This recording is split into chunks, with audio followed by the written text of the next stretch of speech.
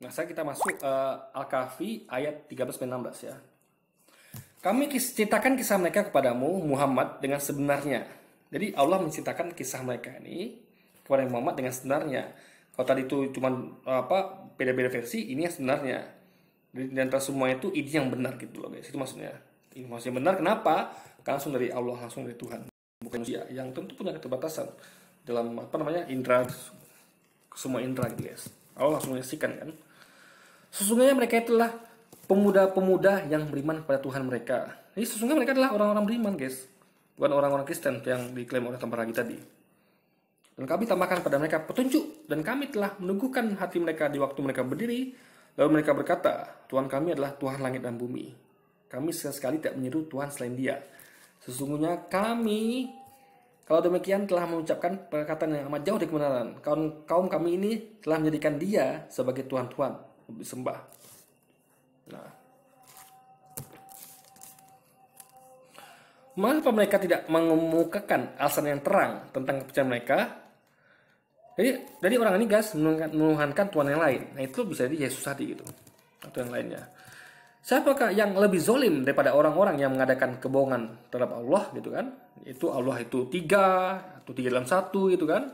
Nah, apabila kalian meninggalkan mereka dan apa yang mereka sembah selain Allah ya mereka menyembah Yesus, menyembah Roh Kudus, menyembah dewa-dewa Romawi gitu. Itu yang mereka sembah. Jadi betul ini ada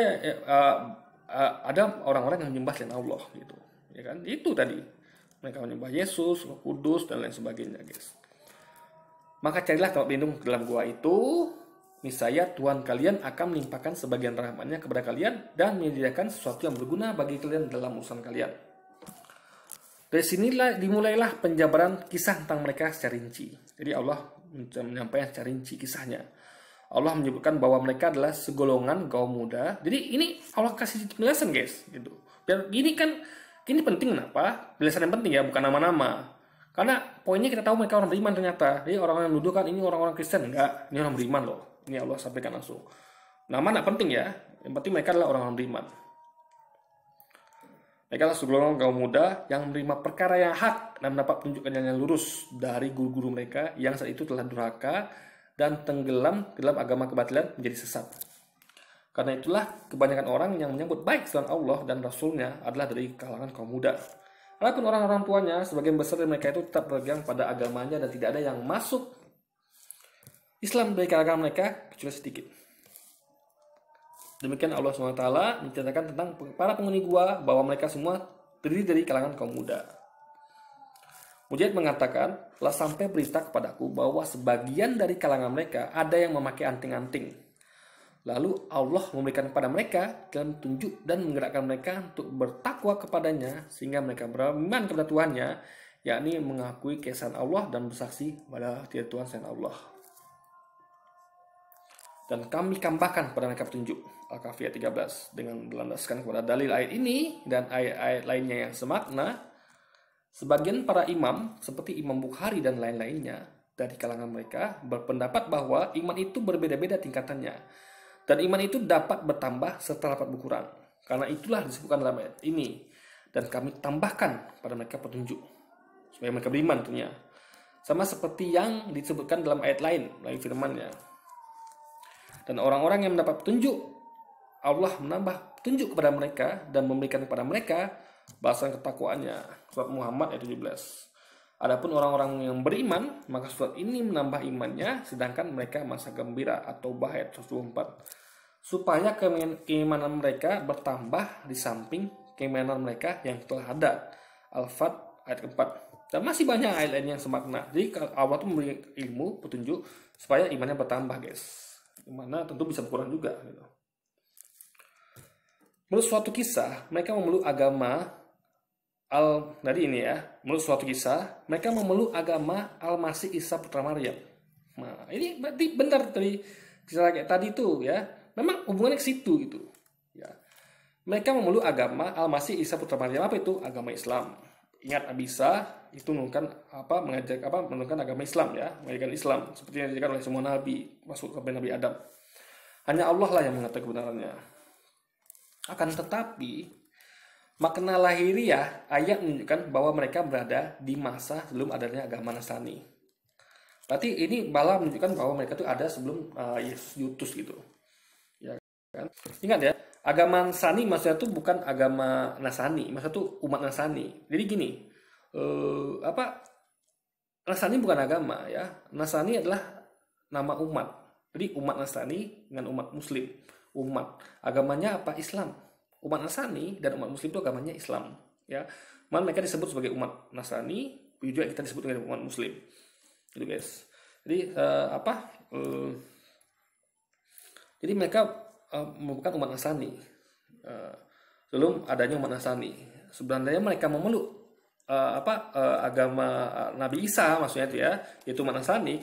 Seandainya mereka umat Nasrani, tentulah orang-orang Yahudi dari kalangan pendetanya tidak mau menyatat cerita mereka dan hal ikhwal yang dialami oleh para pemuda penghuni gua itu, karena orang-orang Yahudi bertentangan dengan orang-orang Nasrani. Nah, jadi gini,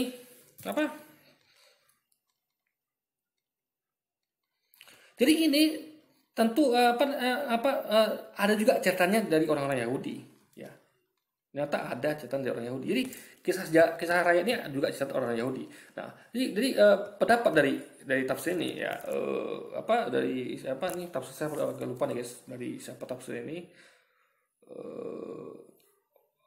Abu Hurairah mungkin ya, atau siapa saya lupa. Kalau ini disampaikan tadi, Yahudi juga tahu, jadi ini nggak mungkin umat Nasrani, karena umat Nasrani kan Yahudi tak mau catat, karena orang Yahudi tentu bertentangan orang Nasrani gitu, karena mereka aja menentang Nabi Isa atau tentang Yesus gitu, itu mereka tidak akan mau mencatat sesuatu yang tentang gitu kan. Jadi ini pendapat masih guys, jadi Allah yang tahu. Dalam pembahasan yang lalu telah disebutkan bahwa Ibnu Abbas pernah mengatakan bahwa orang-orang Quraisy mengirimkan utusannya kepada pendeta-pendeta Yahudi di Madinah dengan maksud minta berbagai saran dari mereka untuk menguji kebenaran Rasulullah SAW. Maka mereka mengutus beberapa orang kaumnya untuk menanyakan kepada Rasulullah SAW tentang berita para penghuni gua itu, kisah tentang Zulkarnain dan tanya mengenai roh. Jadi langsung mereka bertanya kepada Rasul guys. Nah ini buktikan kalau Rasul itu tahu, ya, dia dapat informasi dari Allah. Jadi mereka meyakini. Jadi kalau sampailah mereka begitu, kalau orang-orang Quraisy itu orang-orang Quraisy itu sampai memberikan utusan kepada pendeta-pendeta Yahudi di Madinah, ya, untuk menguji kebenaran Rasulullah, ya, berarti mereka kuat berarti mereka untuk memastikan ini benar nggak disampaikan Rasulullah. Jadi mereka sampai begitu kuriusnya guys, sampai mengecek kepada pendeta-pendeta Yahudi yang ada di Madinah tentang kisah para penghuni gua, kisah Zulkarnain dan ternyata mengenai roh. Nah, dan dari riwayat ini disimpulkan bahwa kisah pemuda itu tercatat di dalam kitab-kitab ahli kitab. Dan kejadian itu terjadi jauh sebelum agama Nasrani. Berarti dari riwayat ini ya, kita ketahui disimpulkan bahwa kisah ini sebenarnya sudah tercatat dalam kitab-kitab ahli kitab. Dan kejadian itu terjadi jauh sebelum agama Nasrani guys. Paham ya? Kalau tadi tanpa lagi mengatakan itu fiktif ya, karena kata dia itu bukan sesungguhnya, berarti fiktif. Tapi menurut ini ya, itu jadi berarti bukan itu, berarti bukan pada waktu Yesus, tapi sebelumnya lagi, sebelum Yesus diutus guys, kisah itu terjadi. Jadi masih cerita rakyat simpang siur, Allah yang tahu cuma. Firman Allah SWT, dan kami telah menunggukan hati mereka di waktu mereka berdiri, lalu mereka berkata, Tuhan kami adalah Tuhan langit dan bumi. Allah SWT menceritakan pada mereka tentang mereka, kami buat mereka dapat bertahan dan menentang kaumnya dan seluruh penduduk kota tempat tinggal mereka, serta kami menjadikan mereka dapat bersabar dan rela meninggalkan kehidupan makmur dan mewah yang bergelimang dengan kenikmatan di kalangan kaumnya. Kalangan mufassirin ya, baik dari golongan ulama salaf dan maupun khalaf ya, bukan hanya seorang dari mereka mengatakan bahwa mereka, yakni para pemuda itu, terdiri atas kalangan anak-anak para pembesar kerajaan Romawi dan pemimpinnya. Disebutkan pula bahwa pada suatu hari mereka keluar menuju tempat perayaan kaumnya. Setiap tahun kaumnya selalu mengadakan perayaan di suatu tempat yang terletak di luar kota mereka. Mereka adalah para penyembah berhala dan togut dan selalu mengadakan kurban. Nah ini kan sama yang tadi gitu guys. Jadi bisa jadi sama gitu kan, karena ada kemiripan dengan yang disampaikan kepada kita di kisahnya. Tapi tentu yang tepatnya hanya Allah yang tahu. Yang disampaikan di Quran ini guys, ayat Quran ini. Mereka adalah para penyembah berhala dan togut dan selalu mengadakan kurban penyembelihan hewan untuk berhala sesama mereka. Raja mereka pada saat itu adalah seorang diktator lagi keras kepala bernama Decianus. Ia mengajukan rakyatnya untuk melakukan hal tersebut, menyuruh serta memerintah mereka untuk menyembah berhala dan berkurban untuk berhala. Ketika orang-orang keluar menuju tempat pertemuan mereka dalam hari raya itu, para pemuda tersebut ikut keluar bersama bapak-bapak mereka dan kaumnya untuk menyaksikan apa yang terbuat oleh kaumnya dengan mata kepala mereka sendiri. Sebelum menyaksikan perayaan itu, mereka mengetahui bahwa apa yang dilakukan oleh kaumnya, yaitu bersujud pada berhala dan berkorban untuknya, tidak boleh dilakukan kecuali hanya kepada Allah yang telah menciptakan langit dan bumi. Nah, ini sama dengan kata Yesus ya. Hanya kepada Dia kamu berbakti dengan segenap jiwa, dan raga. Itu kata Yesus ya. Hanya kepada Dialah kamu berbakti, yaitu Allah, bukan kepada berhala atau kepada Yesus ya, atau kepada yang lainnya. Jadi kepada Allah atau Bapa yang telah menciptakan langit dan bumi. Maka para pemuda itu meloloskan diri masing-masing dari kaumnya dan memisahkan diri di tempat mereka terpisah, tempat yang terpisah jauh dari mereka. Pada mulanya seorang dari mereka duduk bernaung di bawah pohon, lalu datanglah pemuda lain ikut duduk bergabung dengannya. Kemudian datang lagi pemuda yang lain. Demikian seterusnya hingga semuanya berkumpul di tempat tersebut tanpa saling mengenal di atas sama mereka. Sesungguhnya motivasi yang mendorong mereka berkumpul tempat itu tiada lain dorongan hati mereka yang beriman, seperti disebutkan dalam sebuah hadis yang diriwayatkan oleh Imam Bukhari secara taklik melalui hadis Yahya Ibnu Sa'ad dari Amrah dari Siti Aisyah radhiyallahu anhu yang berkatakan bahwa Rasulullah SAW pernah bersabda. Ini lengkap guys, sanadnya jelas dari Yahya Ibnu Sa'ud, dari Amrah, langsung dari Siti Aisyah. Jadi sumbernya itu Siti Aisyah yang mendengar langsung bahwa Rasulullah SAW pernah bersabda. Ini jelas ya sanadnya guys. Jadi nggak seperti tadi yang nggak jelas sanadnya gitu. Jadi rakyat siapa yang cerita itu nggak jelas. Kalau ini semua jelas dari siapa, sumbernya jelas, yaitu dari Siti Aisyah ya sampai kepada Nabi Muhammad SAW guys. Langsung. Roh-roh itu bagaikan tentara yang terlatih. Ya, maka yang mana diantaranya yang kenal akan menjadi rukun dan yang mana diantaranya tidak kenal akan bertentangan. Nah, Imam Muslim telah mengetegakkan pula hadis ini dalam kitab sahihnya melalui riwayat Suhail dari Abu Hurairah dari Rasulullah SAW dan orang-orang mengatakan bahwa kebangsaan adalah motivasi persatuan. Jadi Nabi Muhammad sudah tahu bahwa orang-orang itu akan bersatu dari apa yang mereka kenal. Kalau kita nih, kita bersatu Indonesia, karena kita kenal Indonesia gitu guys. Kita bersatu sebagai kaum muslimin, kita kenalnya sama-sama Islam gitu. Jadi orang-orang itu akan menyatukan diri mereka berdasarkan dari apa yang mereka kenal. Ya, saya kenalnya saya sebagai orang Jawa, sebagai orang Minang, saya akan bersatu dengan orang Jawa dan orang Minang gitu. Nah, dalam hal agama saya akan bersatu dengan orang Islam, dalam hal negara saya akan bersatu dengan orang Indonesia gitu. Paham ya? Dengan seorang gamer, saya akan bersatu dengan orang-orang yang gamer gitu. Karena kita akan bersatu dengan apa yang kita kenal gitu guys. Nah, jadi Nabi Muhammad sudah tahu gitu kan. Ini sampaikan Nabi Muhammad jauh berapa abad yang lampau. Motivasi persatuan. Masing-masing dari mereka menutup diri dari yang lainnya karena takut pribadinya terbuka, sedangkan dia tidak mengetahui apakah temannya itu sekedar dengannya atau tidak. Akhirnya, salah seorang dari mereka memberanikan diri mengatakan, "Hai kaumku, kalian mengetahui demi Allah, sesungguhnya tiada yang menjauhkan kalian dari kaum kalian hingga kalian memisahkan diri dari mereka kecuali karena suatu alasan. Maka hendaklah kita mengutarakan tujuannya masing-masing." Seorang dari mereka menjawab, "Sesungguhnya saya demi Allah telah melihat apa yang dilakukan oleh kaum saya. Oleh kaum saya menyimpulkan bahwa apa yang mereka lakukan itu batil yang mereka lakukan itu. Karena sesungguhnya yang berhak disembah semata dan tidak boleh dipersekutukan. Nah, ini yang dibuat tebar kemarin. Tidak boleh dipersekutukan dengan yang lain. Tidak boleh dipersekutukan dengan Yesus, dengan Roh Kudus, dengan berhala, nggak boleh. Hanya Allah satu saja. Itu maksud dipersekutukan. Yang tepat lagi mana nggak ngerti. Dikira sekutu adalah kawan, guys. Bukan. Ya. Jadi bukan Yesus sebagai kawan, Roh Kudus sebagai kawan. Enggak, tapi oknum yang disekutukan. Oknum lain Allah yang dikatakan itu Allah guys, itu maksudnya sekutu. Ini mereka mengatakan seperti itu. Ya. Berarti ini berhubungan dengan yang tadi, yaitu mereka orang-orang yang menentukan Allah dengan yang lain seperti Yesus, Roh Kudus dan lain sebagainya guys. Tidak boleh dipersekutukan dengan sesuatu hanyalah Allah yang telah menciptakan langit dan bumi serta semuanya yang ada di antara keduanya. Yang lain mengatakan, saya pun mempunyai pemikiran sama dengan apa yang dia katakan dan yang lainnya lagi mengatakan hal yang sama hingga mereka semua sepakat dalam satu kalimat dan ternyata mereka senasib dan sepenanggungan. Mereka menjadi bersaudara yang sebenarnya dalam ikatan iman. Lalu mereka membangun sebuah tempat peribadatan untuk menyembah Allah. Yes. Tapi kalau mereka mengetahuinya dan melaporkan kepada mereka kepada raja mereka, raja memanggil mereka lalu menanyai urusan mereka dan apa yang sedang mereka lakukan. Mereka menjawab dengan jawaban yang benar dan menyuruh untuk raja untuk menyembah Allah SWT.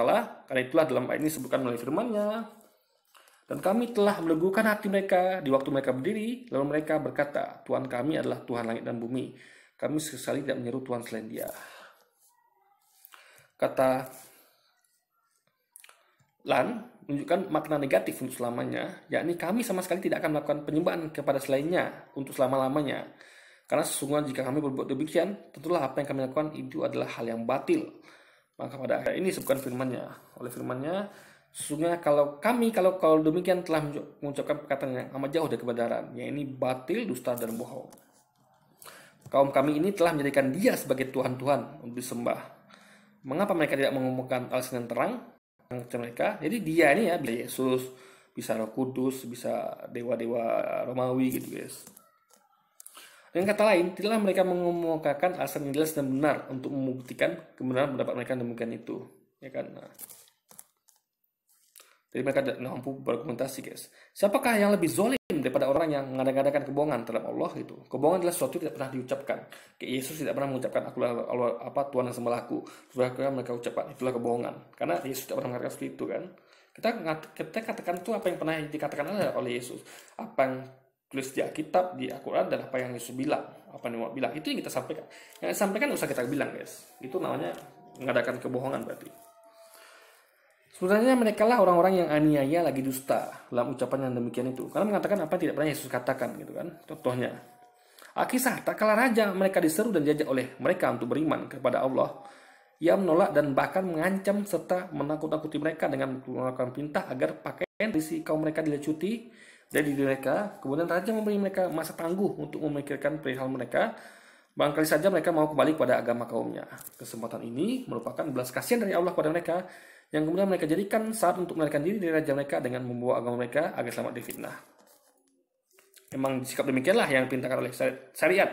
Di saat fitnah melanda manusia, itu hendaknya seorang melarikan diri dari mereka demi menaikkan agamanya, seperti yang disebutkan dalam sebuah hadis berikut ini. Sudah dekat masanya akan terjadi harta yang paling baik bagi seseorang di antara kalian, ialah ternak yang ia bawa menyusuri lereng bukit dan tempat-tempat turunnya hujan. Melarikan diri dari fitnah demi agamanya. Jadi kalau makanya kalau kita jajah Belanda kemarin, kita Belanda itu menyebarkan gospel, kita lari guys, daripada agama kita nggak selamat gitu kan. Bahkan bawa ternak pun menyusuri lereng bukit agar akidah kita terjaga dari gospelnya Belanda guys. Karena dulu kan Belanda itu kan menjajah dengan misi gospel juga gitu, menyebarkan Injil, menyebarkan ajaran Kristen. Makanya kita perlu lari dari Belanda untuk menolak akidah kita guys. Dalam keadaan seperti itu disyariatkan mengisolasi diri dari manusia, lain dari itu tidak. Karena yang begitu berarti memisahkan diri dari jamaah dan persatuan. Setelah mereka tekad mereka bulat untuk lari meninggalkan kaumnya, maka Allah SWT memudahkan mereka melakukan demikian, seperti yang dikisahkan dalam firman-Nya. Dan apabila kalian meninggalkan mereka dan apa yang mereka sembah selain Allah, gitu, yaitu tadi Yesus, Roh Kudus dan sebagainya, guys. Jadi bila kalian menentang mereka dan memisahkan diri dari mereka dalam hal beragama, maka pisahkan diri kalian dari mereka. Maka carilah tempat berlindung dalam gua itu, niscaya Tuhan kalian akan melimpahkan sebagian rahmat-Nya. Al-Kahfi 16. Artinya, Tuhan kalian pasti akan melimpahkan rahmat-Nya kepada kalian dan menyembuhkan kalian dari kaum kalian. Jadi Allah yang buat itu guys, yang menyembuhkan mereka di gua gitu, dan menyediakan bagi dalam usaha kalian. Dia menyediakan rezeki selama mereka tertidur gitu, yang sedang kalian kerjakan. Sesuatu yang berguna. Jadi hal yang berguna dan bermanfaat bagi tujuan kalian, yaitu tadi menyelamatkan akidah daripada mereka menyembah Tuhan yang selain Allah gitu kan, menyembah Yesus misalnya atau menyembah Roh Kudus dan lain sebagainya. Maka pada saat itulah mereka melarikan diri dari kaumnya dan berlindung di dalam sebuah gua. Ketika kaum mereka merasa kehilangan mereka, raja mereka mencari mereka. Menurut suatu riwayat, si raja tidak berhasil menemukan mereka karena Allah menjadikan mata raja itu tidak dapat melihat mereka. Allah punya kuasa nih guys. Jika mata raja tidak dapat melihat mereka. Sama ketika Allah membuat mata orang itu menganggap yang mereka lihat Yesus yang salib, padahal bukan. Hanya orang yang diserupakan oleh Allah dengan Yesus. Itu kuasa Allah. Juga di sini juga Allah mampu kuasa itu gitu kan. Seperti yang dilakukan kepada Nabi Muhammad SAW dan sahabat As-Siddiq saat keduanya bersembunyi dalam gua Sur. Jadi Abi Bakar pun juga begitu, selamat karena orang-orang ini tidak dapat melihat mereka. Sama kayak orang ini guys. Jadi Allah membuat mereka tidak dapat melihat mereka gitu. Orang-orang musyrik Quraisy datang mencari mereka berdua, tapi mereka tidak dapat menemukan keduanya, padahal mereka melewati jalan yang dilalui keduanya. Saat itu Nabi SAW melihat ketakutan yang mencekam diri sahabat Abu Bakar, memberikannya berucap, "Wahai Rasulullah, seandainya seorang dari mereka melihat ke arah tepat telapak kakinya, telah tidak dapat melihat kita." Tapi Rasulullah SAW bersabda, "Hai Abu Bakar, apakah yang mengkhawatirkanmu terhadap dua orang, sedangkan yang ketiganya adalah Allah?" Jadi Allah berkata, kita bertiga loh, satu lagi Allah gitu. Bukan kita berdua aja. Peristiwa itu disebutkan oleh Allah SWT dalam melalui firman-Nya. Jadi sekali lagi guys ya, informasi ini Allah sampaikan melalui firman-Nya. Ya, jikalau kalian tidak menolongnya, Muhammad, maka sesungguhnya Allah telah menolongnya. Yaitu ketika orang-orang kafir musyrikin Mekah, mengusirnya dari Mekah, sedangkan dia salah seorang dari dua orang ketika keduanya berada dalam gua. Di waktu dia berkata kepada temannya, "Jangan kamu berduka cita, sesungguhnya Allah beserta kita." Ini sama dengan tadi, Allah beserta kita. Maka Allah menurunkan ketenangannya kepada Muhammad dan membantunya dengan tentara yang kalian tidak melihatnya, dan Allah menjadikan seruan orang kafir itulah yang jadi rendah, dan kalimat Allah itulah yang tinggi. Allah Maha Perkasa lagi Maha Bijaksana. Kisah gua tempat Nabi SAW bersunyi lebih mulia, lebih terhormat, lebih besar, dan lebih mengagumkan daripada kisah para pemuda penghuni gua itu. Menurut suatu pendapat, kaum para pemuda itu dapat menemukan mereka, lalu mereka berdiri di depan pintu gua tempat pemuda bersembunyi. Kaum mereka berkata, "Kami tidak menginginkan menghukum mereka dengan hukuman yang lebih berat daripada apa yang mereka perbuat terhadap diri mereka sendiri." Kemudian raja mereka memintakan agar gua itu ditimbun dan ditutup pintunya agar mereka binasa dalamnya. Jadi kalau Nabi Muhammad itu tidak dapat diketahui, ini dapat diketahui, cuma mereka timbun gitu kan. Gua itu.